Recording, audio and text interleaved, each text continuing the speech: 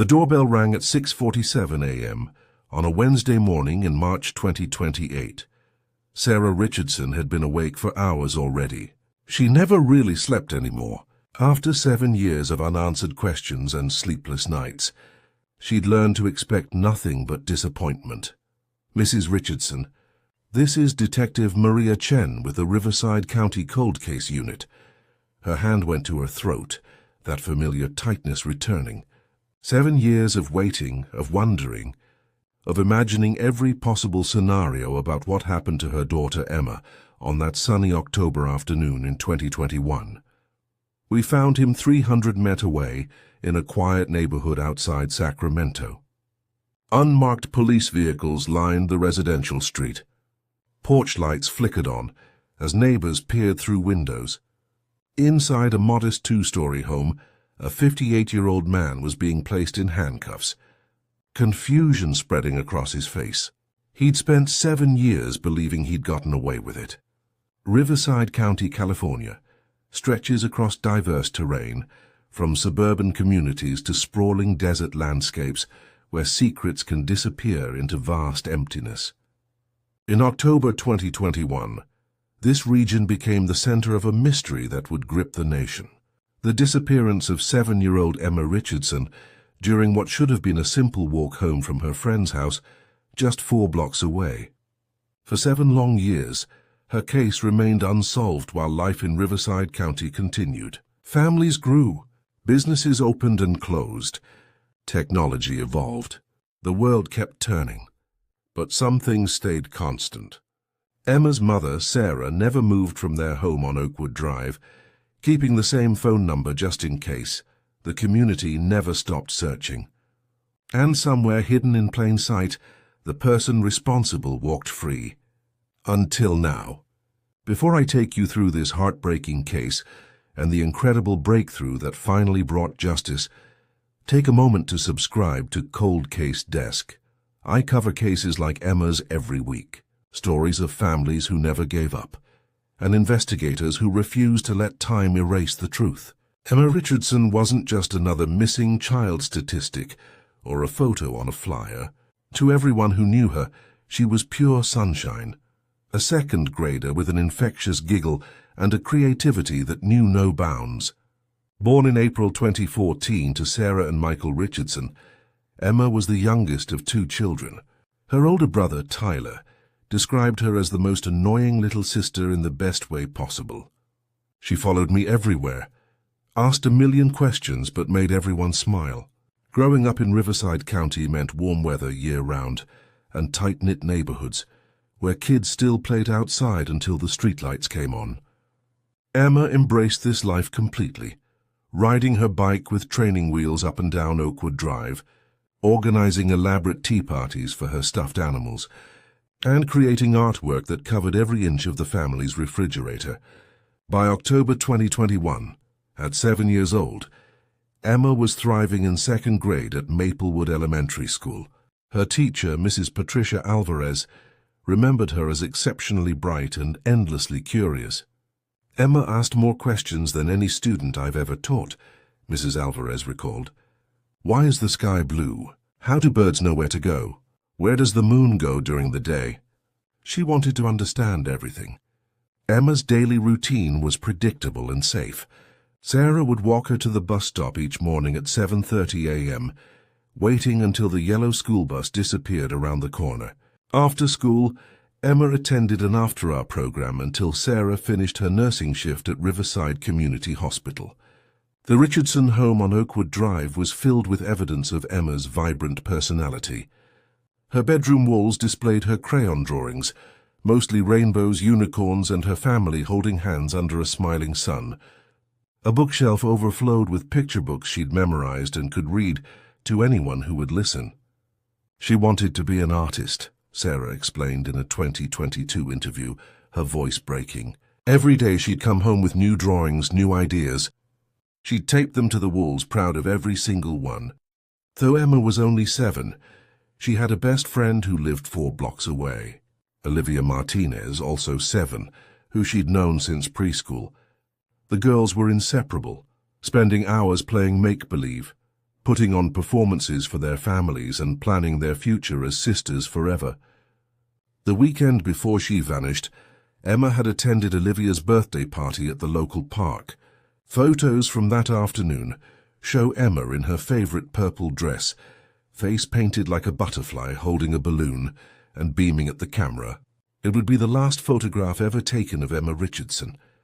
No one could have predicted that just 3 days later, on an ordinary Tuesday afternoon in October 2021, Emma would leave Olivia's house for a 4B block walk home, a road she'd walked dozens of times, and disappear without a trace. Where are you watching from today? Drop your location in the comments below. It's remarkable how Emma's story from a California suburb is now reaching people across the globe. The day everything changed. Tuesday, October 12, 2021, was a normal fall day in Riverside County. The temperature hovered around 75 degrees, typical Southern California weather with clear skies and gentle breezes. Emma Richardson woke up that morning excited. It was a shortened school day due to teacher conferences, meaning she'd be home by 1 p.m. instead of the usual 3:30. Even better, her mother had arranged for her to spend the afternoon playing at Olivia's house. Sarah Richardson dropped Emma at the bus stop at 7:25 a.m. Security footage from a neighbor's Ring camera captured the moment. Emma in her pink backpack, covered with unicorn patches, turning to wave goodbye to her mother before climbing onto bus 47. The school day was uneventful. Emma's teacher noted she seemed her usual cheerful self during morning lessons. She ate lunch with Olivia in the cafeteria, chicken nuggets and apple slices, according to the lunch monitor's log. At 12:45 p.m., the shortened day ended. Sarah had arranged with Olivia's mother, Carmen Martinez, for Emma to go home with Olivia. Carmen picked up both girls from school in her silver Honda CR-V. Security cameras at Maplewood Elementary captured the girls climbing into the vehicle, giggling about something only 7-year-olds find hilarious. They arrived at the Martinez home on Elm Street at approximately 1 p.m. For the next 3 hours, the girls played in Olivia's backyard, jumping on the trampoline, drawing with sidewalk chalk, and having snacks that Carmen provided. They were having such a good time, Carmen would later tell detectives, tears streaming down her face. Just 2 little girls being kids, completely innocent and happy. At 4:15 p.m., Sarah Richardson called Carmen to let her know she was leaving the hospital and would pick Emma up in about 20 minutes. But Emma, familiar with the route and eager to surprise her mother by being responsible, asked if she could walk home instead. The walk from the Martinez house to the Richardson home was straightforward. 4 blocks along well-maintained sidewalks in a residential neighborhood. Emma had made this walk at least a dozen times, always in daylight, usually with an adult, but occasionally with just Tyler when he was home. Carmen hesitated. The neighborhood was safe. Emma knew the route, and it was still fully light outside. After checking with Sarah by phone, who reluctantly agreed if Emma left immediately, Carmen walked Emma to the front door. "Text me the second she gets home," Sarah had insisted during that phone call. "And Emma, you walk straight home. No stopping, no talking to anyone. Straight home." "I promise, Mommy," Emma had replied, her voice bright with pride at being trusted to walk alone. At 4:22 p.m., according to Carmen's doorbell camera, Emma Richardson stepped off the Martinez front porch. She wore the same clothes from school: jeans, a yellow t-shirt with a smiley face, pink sneakers, and her unicorn backpack. She waved goodbye to Olivia and Carmen, then turned right, heading toward Oakwood Drive. The walk should have taken no more than 10 minutes.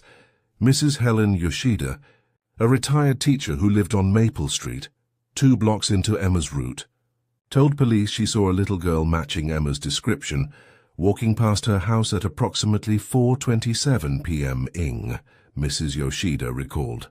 She seemed happy, carefree, just a child enjoying a beautiful afternoon.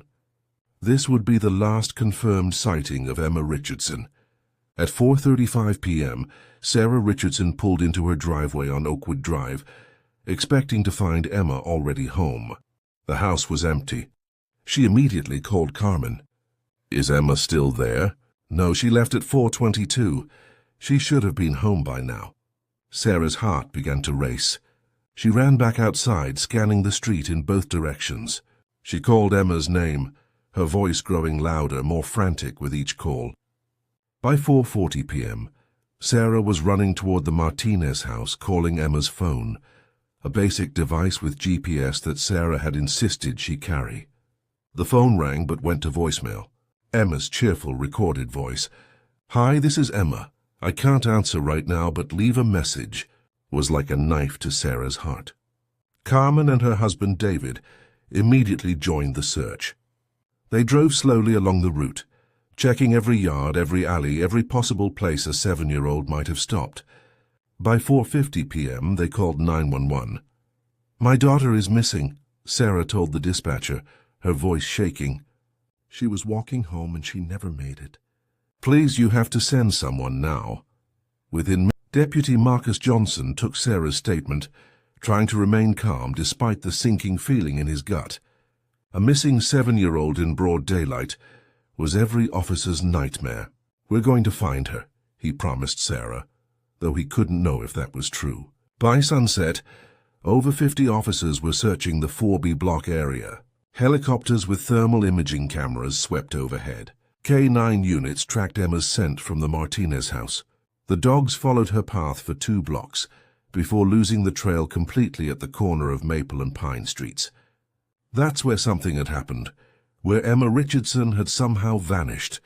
As darkness fell on October 12, 2021, floodlights illuminated the search area. Neighbors poured out of their homes to help, calling Emma's name into the night. Local news stations broadcast her photo, her description, a plea for anyone with information to come forward. Sarah Richardson stood in the street, her voice from calling her daughter's name, refusing to go inside, refusing to accept that Emma was really gone. "She's 7 years old," Sarah kept repeating to anyone who would listen. "She's just a baby." Please, someone must have seen something. The discovery that would devastate the community came the next morning. At 7:15 a.m. on Wednesday, October 13th, a sanitation worker found Emma's unicorn backpack in a dumpster behind a strip mall 3 miles from where she'd disappeared, far beyond where a 7-year-old could have walked on her own. Inside the backpack, Emma's school supplies, her lunchbox, and her phone deliberately powered off. What wasn't there was Emma. The investigation begins. The discovery of Emma's backpack transformed what had been a missing child case into a suspected abduction. Sheriff Robert Martinez, a 25-year veteran of the Riverside County Sheriff's Department, personally took command of the investigation. At a hastily arranged press conference outside the sheriff's station, his voice was grave. "We are treating Emma Richardson's disappearance as a stranger abduction. Every resource at our disposal is being deployed to find her and bring her home safely." The FBI's child abduction rapid deployment team arrived within hours. The first 24 hours after a child goes missing are critical. Statistically, if a child isn't found within that window, the likelihood of a tragic outcome increases dramatically. Special Agent Linda Torres established a command center at the Riverside County Sheriff's Station. The walls were soon covered with maps, timelines, and Emma's smiling school photo, a constant reminder of what they were fighting for. "Emma is 7 years old," Torres told the assembled task force. "She's dependent on adults for everything. If someone took her, they took her for a reason. We need to identify every person who was in that neighborhood yesterday afternoon." The investigation team included 12 FBI agents, 20 sheriff's deputies, and specialists in child psychology, forensic analysis, and geographic profiling. They began with the basics, documenting Emma's last known movements and identifying potential witnesses. The Martinez family's doorbell camera provided crucial footage showing Emma leaving at exactly 4:22 p.m. Traffic cameras and residential security systems captured additional glimpses of Emma's route until Maple and Pine Streets, where the trail went cold. "This is where something happened," said Detective James Park, the lead investigator. We have clear footage of Emma walking on Maple Street at 4:27 p.m. After that, nothing. She vanished in a 12-block radius. That 12-block area became the focus of an intensive search. Every home was canvassed. Every resident interviewed. Investigators checked basement, garages, sheds, anywhere a child might be hidden. The backpack discovery complicated the timeline. The strip mall where it was found was 3.2 miles from the abduction site. Someone had driven Emma there or driven her backpack there to mislead investigators. Forensic teams processed the backpack and its contents. The phone had been wiped clean of fingerprints. The backpack showed no signs of struggle, no tears, no blood. Whoever had taken Emma had been careful. "We're dealing with someone who planned this," Agent Torres concluded grimly. This wasn't a crime of opportunity. Someone knew Emma's route, knew her schedule, and waited for their moment. The investigation quickly developed a list of potential suspects. In child abduction cases, statistics pointed to certain categories of offenders, family members, known acquaintances, and registered sex offenders. The Richardson and Martinez families were immediately investigated. Standard procedure that Sarah understood intellectually, but found devastating emotionally. "They're wasting time investigating us when someone has my daughter," she told reporters.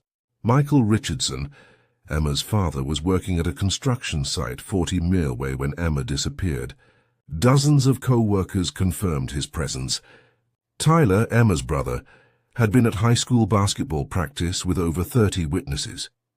The families were quickly cleared, but precious time had been lost. The second category, known acquaintances, required painstaking investigation. Every teacher, coach, neighbor, and family friend who had contact with Emma was interviewed.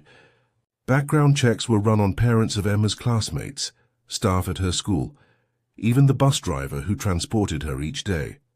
One person drew immediate attention: Marcus Webb, a 32-year-old maintenance worker at Maplewood Elementary, who had a prior arrest for drug possession.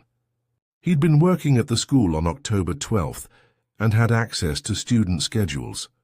Webb's apartment was searched. His electronic devices were seized. He was interrogated for 6 hours. His alibi that he'd been working at the school until 6 p.m. was verified by multiple witnesses and time-stamped security footage. He was cleared but remained on the suspect list. The third category was the most disturbing: registered sex offenders. Riverside County had 43 registered offenders, living within a 20-mile radius of Emma's neighborhood. Each one was located and interviewed. Most had verifiable alibis. Several did not.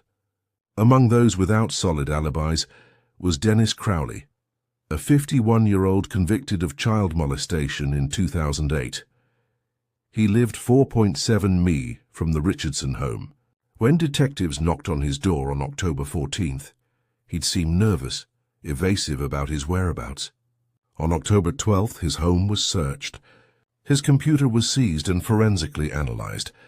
Detectives spent weeks investigating Crowley, certain they had their suspect. But there was no evidence, no connection to Emma. No physical evidence, no witnesses, nothing to tie him to the crime beyond his criminal history. As October turned to November, the investigation expanded beyond Riverside County. FBI bulletins went nationwide. Emma's case was featured on news programs across America. The National Center for Missing Exploited Children distributed millions of posters with Emma's face. Sarah Richardson became the public face of the search. She appeared on morning shows, cable news, anywhere that would give her a platform to beg for Emma's return. "If someone has my daughter, please," Sarah pleaded directly into cameras, tears streaming down her face. "Please let her come home. She's 7 years old. She needs her mother. She's scared and she wants to come home." Behind the scenes, the investigation was generating thousands of tips, most well-intentioned, but ultimately useless. Psychics called claiming to know Emma's location. Conspiracy theorists blamed everyone from government agencies to organized crime rings. Each tip had to be investigated. Each lead had to be chased down. Detectives worked 18-hour days, surviving on coffee and determination. By December 2021, 3 months after Emma vanished, the active investigation began to slow. The task force was reduced in size. FBI agents returned to other cases. The daily search efforts ceased. Emma Richardson's case was becoming cold. If you're finding this story as compelling and heartbreaking as I am, please hit that subscribe button for Cold Case Desk. Your support helps bring attention to cases like Emma's. The long wait for answers. When a 7-year-old child disappears, time fractures into before and after. For the Richardson family, October 12, 2021 became a dividing line between the life they knew and a nightmare from which they couldn't wake. People expect you to grieve and then move on, Sarah Richardson explained in a 2023 interview. But how do you grieve when you don't know what you're grieving? Is she alive? Is she suffering? Is she? She couldn't finish the sentence. The Richardson home became a shrine to Emma. Her bedroom remained untouched, toys exactly where she'd left them, her drawings still taped to the walls, her bed made with the unicorn comforter she'd loved. Sarah went in every day, sitting on the floor talking to the daughter who wasn't there. Michael Richardson, Emma's father, couldn't bear to stay. By March 2022, he'd moved out, unable to function in the home where Emma's absence was so overwhelming. I felt like I was drowning, he admitted later. Every corner of that house screamed her name. The marriage didn't survive. By 2023, Sarah and Michael were divorced, another casualty of the tragedy that had destroyed their family. Tyler, Emma's brother, struggled profoundly. 14 years old, when his sister vanished, he blamed himself for not walking her home that day. He'd been at basketball practice, living his own life while Emma disappeared. He became withdrawn, his grades dropping, friendships falling away. He saw a therapist who specialized in trauma, but the guilt remained a constant weight. I was supposed to protect her, Tyler said years later, his voice hollow. I was her big brother. That was my job. Throughout 2022 and 2023, Sarah kept Emma's case in the public eye through social media campaigns, annual remembrance walks, and constant advocacy for missing children.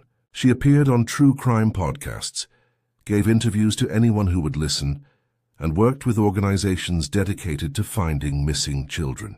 Someone knows something became her mantra. Someone saw something that day. Maybe they didn't realize it was important, but somewhere someone has the piece of information we need. The community of Riverside County tried to move on while never forgetting. Each October 12th, hundreds gathered for a remembrance walk that followed Emma's route. From the Martinez house to the spot on Maple and Pine where she'd vanished.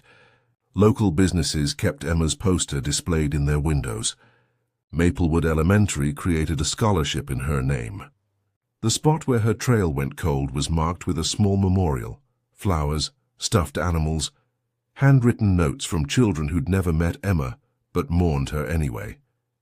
Detective Park, who'd led the initial investigation, never closed Emma's file. Even as new cases demanded his attention, he returned to Emma's case again and again, rereading witness statements, reviewing evidence, hoping to spot something everyone had missed. I have 3 daughters, Park explained. Emma could have been any of them. I made a promise to Sarah that I would find answers, and I've never stopped trying. By 2024, advances in forensic technology offered new hope. The backpack and its contents, preserved as evidence for 3 years, were reanalyzed using techniques that hadn't existed in 2021. Forensic scientists found a partial fingerprint on Emma's phone, one that hadn't been detected in the initial processing. It was small, smudged, but potentially viable for comparison if they could identify a suspect. More significantly, they found a single hair fiber on the backpack strap. Hair analysis in 2021 had been limited, but by 2024, new DNA extraction methods could potentially identify the person who'd handled that backpack. In early 2025, the Riverside County Sheriff's Department established a dedicated cold case unit. With federal grant money and public pressure, the unit was tasked with revisiting unsolved crimes that still haunted the community. Emma Richardson's case topped the list. The cold case unit detective Maria Chen had transferred to Riverside County from Los Angeles in 2024, bringing with her 15 years of experience in cold case investigations. When Sheriff Martinez asked her to lead the new cold case unit, one name immediately came to mind. "I want to work Emma Richardson's case," Chen told him. "I remember when it happened. I remember seeing that little girl's face everywhere and wondering how someone could just disappear." Joining Chen was forensic specialist Dr. Kevin Lau, whose expertise in genetic genealogy had helped solve 3 cold cases in Northern California. Together, they brought fresh perspectives and cutting-edge technology to a case that had stumped investigators for years. Their first step was digitalizing the entire case file. Over 5,000 pages of reports, witness statements, tips, and investigative notes, they created a comprehensive database that allowed them to search for connections and patterns that might not have been apparent in paper files. "We approached it systematically," Chen explained. "Every person mentioned in the investigation, every vehicle seen in the area, every piece of physical evidence, all catalogued and cross-referenced. The hair fiber found on Emma's backpack became their primary focus. Dr. Liu coordinated with the FBI's forensic laboratory to attempt DNA extraction using a revolutionary new technique. Hair without a root typically doesn't yield nuclear DNA," Dr. Liu explained. "But advancements in protein analysis have changed what's possible. The proteins in hair are coded by DNA, and we can now reverse engineer a DNA profile from those proteins." The process took 4 months. The hair sample was sent to one of only 3 laboratories in the country capable of performing this analysis. In June 2025, the results came back. They had a usable DNA profile. "This changes everything," Chen told Sheriff Martinez. "If this DNA belongs to Emma's abductor, we can identify them." The profile was uploaded to CODIS, the FBI's national DNA database, containing profiles from convicted offenders across the United States. No match. It was disappointing but not unexpected. Many offenders had never been arrested or had committed their crimes before DNA collection became standard practice. The next step was genetic genealogy, using the DNA profile to identify relatives through public ancestry databases. This technique had solved several high-profile cold cases, including the Golden State Killer. Dr. Liu uploaded the profile to GEDmatch, a database where users voluntarily share their genetic information for genealogical research. Within weeks, the system identified several distant relatives, 3rd and 4th cousins, who shared small segments of DNA with the unknown profile. "Think of it like building a family tree in reverse," Dr. Liu explained to Sarah Richardson when he updated her on the progress. "We start with these distant cousins and work backward to find the common ancestor, then forward to identify everyone in that family line." The process was painstakingly slow. Chen and Dr. Lau worked with professional genealogist Rebecca Warner, who specialized in forensic cases. For months, Warner built elaborate family trees, tracking marriages, births, deaths, and migration patterns. By September 2025, they'd narrowed the field to a specific family line with roots in Southern California. The DNA indicated their unknown subject was male, between 45 and 65 years old, and had ancestors from the Pacific Northwest. Through voluntary DNA submissions from distant relatives who had no idea their cooperation was helping solve a crime, the investigation closed in on a specific branch of the family. On November 3, 2025, Rebecca Warner sent Chen an email with a subject line that made her heart race. Possible match, high confidence. The name in the email was Daniel Robert Foster, age 58, a former delivery driver who'd lived in Riverside County in 2021. Chen immediately ran a background check. Foster had no criminal record, not even a traffic ticket. He'd worked for a regional food service company, delivering to schools, restaurants, and businesses throughout Riverside County, including Maplewood Elementary, where Emma had been a student. "We need to confirm this," Chen told her team. "We need his DNA, the man in plain sight." Daniel Robert Foster lived a seemingly ordinary life. At 58, he was recently retired, living in a modest home outside Sacramento with his wife of 22 years. Neighbors described him as quiet, polite, and unremarkable. "He kept to himself mostly," said Jennifer Walsh, who lived next door. "He'd wave if he saw you in the yard, but we never really had conversations. Just seemed like a regular guy."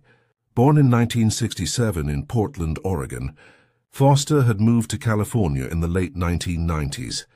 He'd worked various delivery jobs, furniture, office supplies, food service, positions that gave him access to businesses and homes across the region.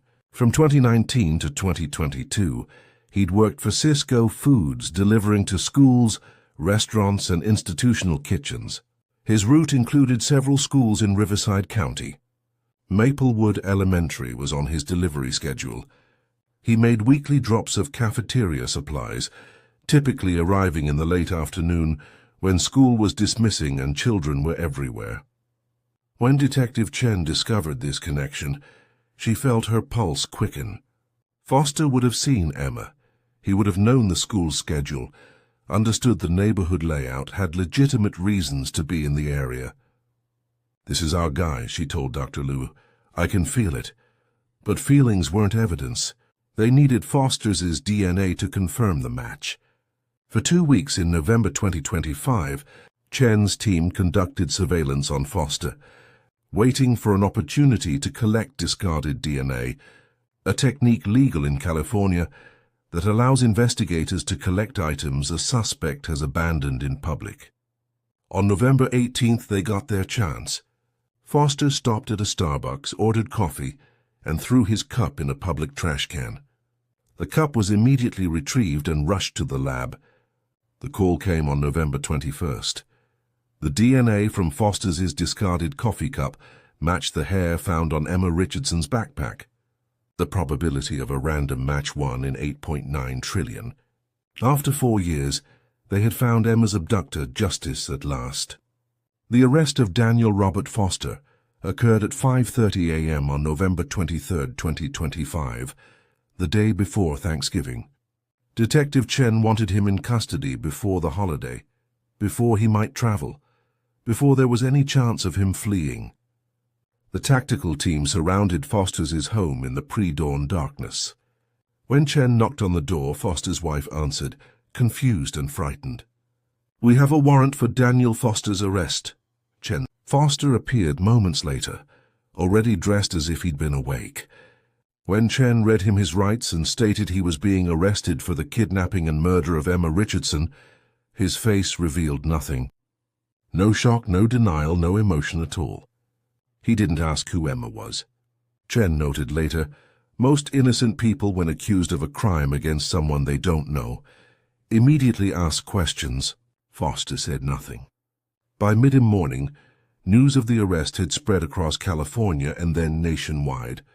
Emma's case, which had faded from headlines over the years, suddenly dominated news coverage again. Sarah Richardson learned of the arrest from Detective Chen's phone call at 6:47 a.m. After hanging up, she collapsed on her kitchen floor. 4 years of grief and hope and rage pouring out in uncontrollable sobs. "They found him," she called to Tyler, who came running. "They found the person who took Emma." The community's response was swift and overwhelming.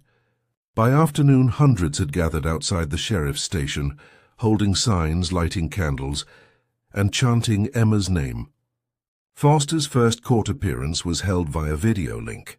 The courtroom packed with reporters, community members, and retired investigators who'd worked Emma's case.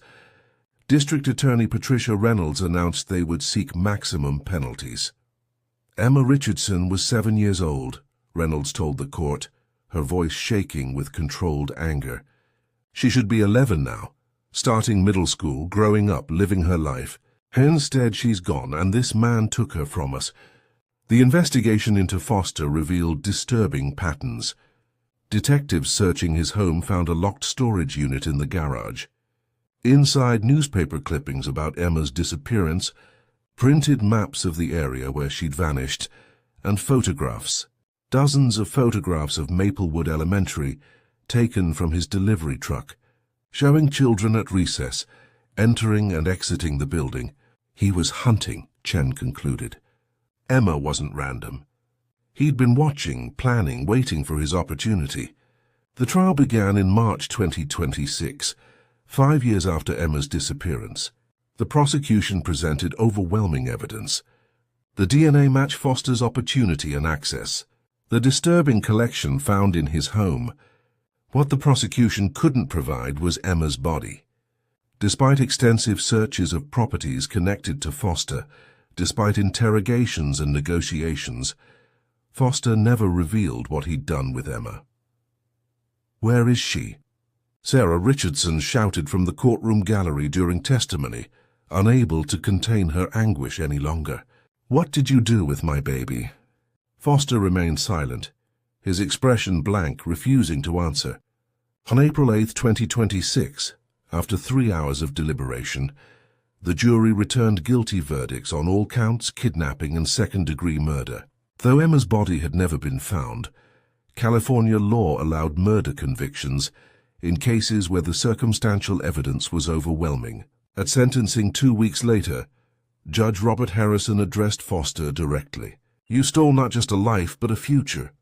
Emma Richardson should be growing up right now, discovering who she wants to be. Because of you, she never got that chance. Because of your continued silence, her family doesn't even have the peace of laying her to rest." Foster was sentenced to life in prison without possibility of parole.